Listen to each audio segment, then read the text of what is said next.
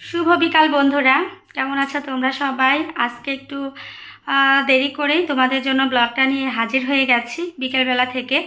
আসলে সকালবেলা ঘুম থেকে ওঠার পরেই আজকে সারাটা দিন এত পরিমাণে মাথাটা আমার ধরেছিল, একদম মনে হচ্ছিল যে মাথা ব্যথায় ছিঁড়ে যাচ্ছে। সারাদিন তেমন কিছুই করা হয়নি, তো এখন একটু ভালো লাগছে। সারাদিন শুয়ে থাকার পরে ব্যথাটা একটু কমেছে, যার কারণে বিকেলবেলায় তোমাদের জন্য একটা ব্লগ নিয়ে চলে এসেছি। আর আজকে কিন্তু প্রচণ্ড গরম পড়েছে। মাঝখানে বেশ কিছুদিন বৃষ্টি ছিল, ওই কদিন একটু ঠান্ডা ঠান্ডা ছিল। আজকে গরমে টেকা যাচ্ছে না, এত পরিমাণে গরম শুরু হয়েছে, জানি না কেন, গরমের জন্যই নাকি। আর কালকে রাতে ঘুমও একটু কম হয়েছে, সেজন্য হতে পারে। তো যেই কারণেই হোক, মাথাটা প্রচণ্ড ব্যথা ছিল, এখন একটু মাথা ব্যথাটা কমেছে, কিন্তু তারপরও মাথাটা ভীষণ ভারী হয়ে আছে।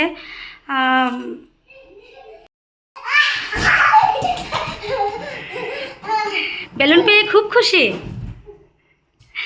ছেলেটা। এখানে অনেকক্ষণ যাবৎ এই বেলুনটা দিয়ে একা একাই খেলছে।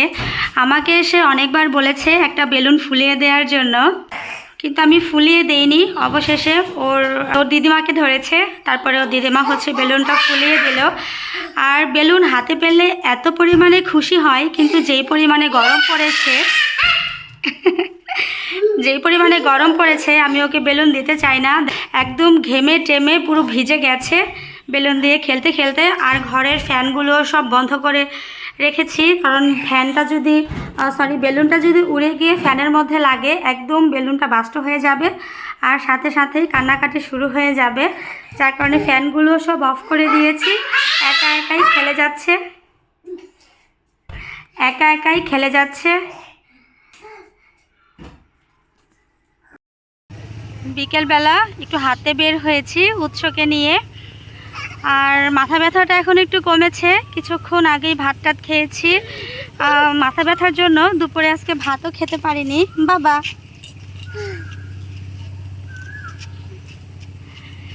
এখন একটু ভালো লাগছে। আরও যে দূরে দেখা যাচ্ছে সূর্যটা অস্ত যাচ্ছে, আকাশটা পুরো লাল হয়ে যাচ্ছে ওইদিকে।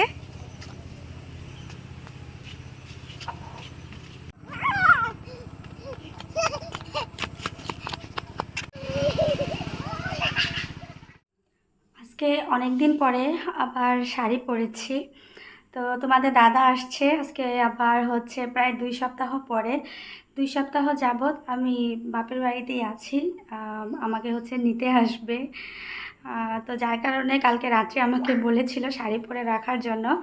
আর তোমাদের দাদা শাড়ি ড্রেসটা ভীষণ পছন্দ করে, সবসময় আমাকে বলে যে বাঙালি নারী শাড়িতে ভালো লাগে, বাঙালি নারীতেই শাড়ি, কথাটা এভাবে বলে।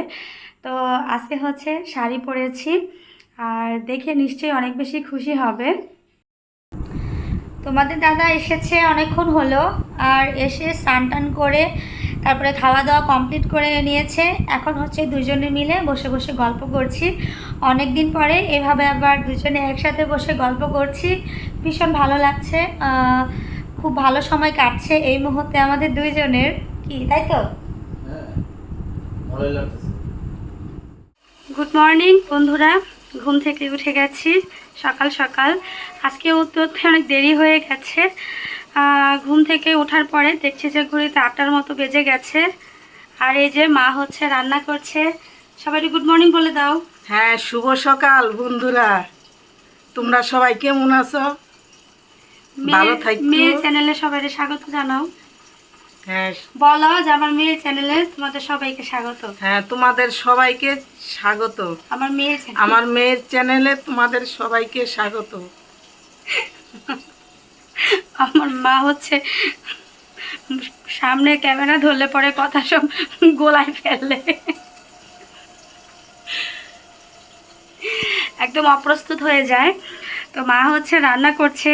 আর মা আজকে গরম কেমন? হ্যাঁ, জামাই মেয়ে বাড়িতে আসছে, প্রচুর গরম পড়ছে, তাদেরকে তো রান্না করে খাওয়াতেই হবে। আমি রান্না করতেছি, খুব ব্যস্ত আছি। মা আজকে কি কি রান্না করতেছো? পাবদা মাছ, আলু ডাঁটা বেগুন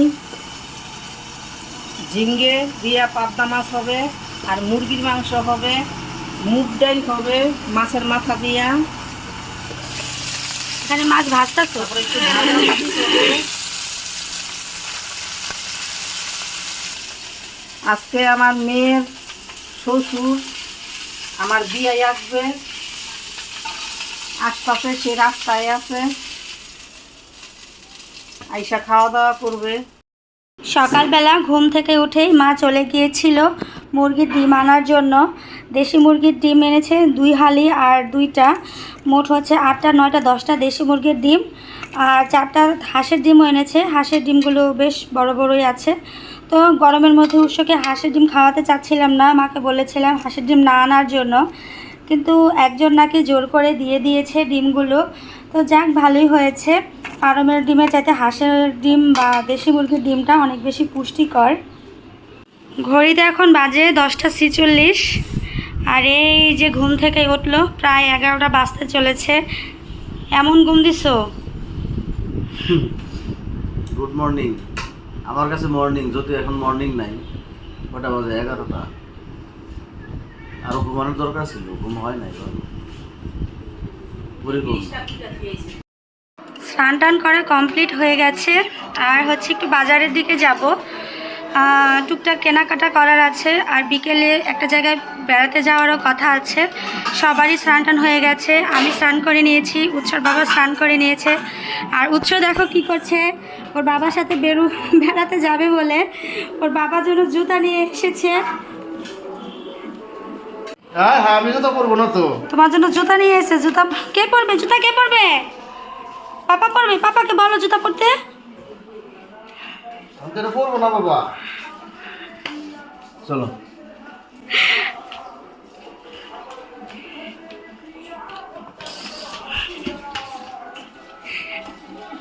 জুতা নিয়ে এসে তাড়াতাড়ি রেডি হওয়ার জন্য।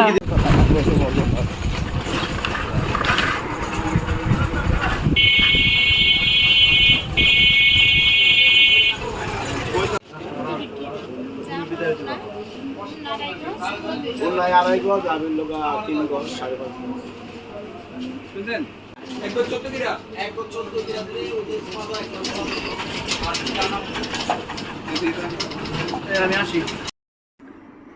গিয়েছিলাম বাজারে, বাজার থেকে মাত্র এলাম, আর আমার অবস্থা দেখেই বুঝতে পারছো যে বাইরে আজকে কতটা গরম পড়েছে। বাজারে গিয়েছিলাম হচ্ছে, আমার শ্বশুর এসেছে, তো আমার শ্বশুরের জন্য হচ্ছে কিছু জামা কাপড় কিনতে গিয়েছিলাম, আর হচ্ছে আমার জন্য একটা জামার কাপড় এনেছি, আর হচ্ছে টুকটাক কসমেটিক্স প্রোডাক্ট এনেছি আমার জন্য। তো আজকে হঠাৎ করে বাজারে গেছি, আমার শ্বশুর আসছে। তার কারণ হচ্ছে, তোমরা তো জানো যে আমার ভাইয়ের বিয়ের কথা চলছে, আর ওনারা গত সপ্তাহে মেয়ে বাড়ির লোক এসে হচ্ছে সপ্তাহে দেখে গেছে ভাইকে, আর এই সপ্তাহে হচ্ছে আমরা যাচ্ছি আবার মেয়ে দেখার জন্য। কি পরে পরে তুমি পরে আসো, কথা কয়ে নেই। তো আজকেই হচ্ছে আমরা যাচ্ছি আবার মেয়ে দেখার জন্য, যার কারণে হচ্ছে আমার শ্বশুরকে এই গরমের মধ্যে এত দূর থেকে কষ্ট করে আসতে হয়েছে। তো বাজারে গিয়েছিলাম, আর কি কি এনেছি তোমাদের একটু দেখাচ্ছি। এই হচ্ছে আমার জামার কাপড়টা, এটা হচ্ছে একটা গজ কাপড়, প্রিন্টটা দেখে এত ভালো লাগলো। তো গিয়েছিলাম মেনলি আমার জন্য কিছু আনতে যাইনি, আমার শ্বশুরের জন্যই গিয়েছিলাম জামা কাপড় কেনার জন্য, কিন্তু এই প্রিন্টটা দেখে এত বেশি ভালো লাগলো, পছন্দ হয়ে গেল, এটা এনেছি। আর সাথে হচ্ছে এই পায়জামাটা, আর তেমন কিছু না, এটার ভেতরে আমার শ্বশুরের জন্য শার্ট আর প্যান্ট আছে। এই হচ্ছে শার্ট প্যান্টের কাপড়টা, আর এই হচ্ছে শার্টের কাপড়। তোমাদের খুলে দেখাচ্ছি না, তাহলে ভাঁজটা নষ্ট হয়ে যাবে, যেহেতু এটা অনেক দূর আবার নিয়ে যাবে প্যাকেট করে এইভাবেই, যার কারণে আর খুলছি না। আর আমার জন্য তেমন কিছুই আনিনি, এটার ভেতরে টুকটাক আছে। একটা কাজল এনেছি, আমার কাজলটা শেষ হয়ে গিয়েছিল। তো সকাল থেকেই হচ্ছে বেশ তাড়াহুড়া করছি, আজকে যেতে হবে আবার মেয়ের বাড়িতে মেয়ে দেখার জন্য। আমরা যাচ্ছি 16-17 জন হবে, যাচ্ছি সবাই মিলে একসাথে। আর আজকে না গেলে হয়তো আর বাজারে যাওয়া হতো না, এগুলো কেনাকাটাও করা হতো না, কারণ কালকে আবার আমি ঢাকাতে চলে যাচ্ছি, নিজের সংসারে আবার ফিরে যাব কালকে। বাপের বাড়িতে থাকলাম অনেক দিন, দিনগুলো কিভাবে শেষ হয়ে গেল। আর খুব ভালো লাগলো, বাপের বাড়ি তো সবারই ভালো লাগে, এটা একটা ভালো লাগার জায়গা। তো গরম তো পড়েছে প্রচুর, আগেও তোমাদের বললাম। কি গো, এটা কই পাইছো? এটা আতা, আতা ফল, ছোট্ট আতা। এটা কোথায় পাইছো?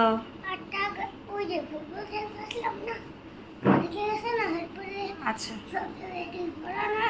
তো আবার পরে তোমাদের দেখাচ্ছি রেডি টেডি হয়ে। তারপরে সবাই আমরা রেডি টেডি হয়ে এখন হচ্ছে যাচ্ছি। আর ওই যে পিছে সবাই দাঁড়িয়ে আছে, ওটা আমার বৌদি, সৃজন, ফাল্গুনি।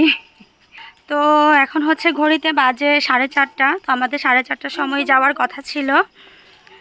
আর সামনে হচ্ছে উৎসর বাবা আছে, আমার শ্বশুর আছে, সবাই আছে। আস্তে আস্তে করে এখন আমরা সবাই যাচ্ছি।